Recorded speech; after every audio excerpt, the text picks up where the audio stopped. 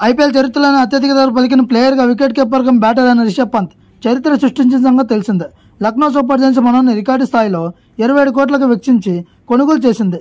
తద్వారా పంత్ అత్యంత ఖరీదైన ఆటగాడిగా రికార్డు సృష్టించాడు. వేలం సమయంలో ఢిల్లీ క్యాపిటల్స్ రైట్ టు మ్యాచ్ను ఉపయోగించి పంత్ను 20.75 కోట్లకు తిరిగి కొనుగోలు చేసేందుకు ప్రయత్నించింది. కానీ లక్నో సూపర్ జైంట్స్ అమాంతం 27 కోట్లకు పెంచి పంత్ను దక్కించుకుంది.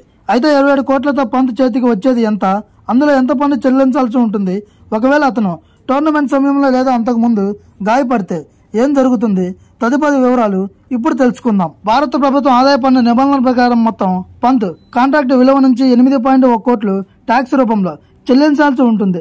దాంతో 8.1 కోట్ల పన్నుగా వెళ్లిపోగా పంత్ ప్రతి సీజన్ కు లక్నో సూపర్ జైంట్స్ నుంచి 18.9 కోట్ల జీతంగా పొందుతాడు. ఒకవేళ టోర్నీ నుంచి ముందుగానే గాయపడినా, వ్యక్తిగత కారణాలతో తప్పుకున్నా ఎలాంటి చెల్లింపు ఉండదు. టోర్నీ మధ్యలో గాయపడి తప్పుకుంటే మాత్రం పూర్తి జీతం చెల్లిస్తారు.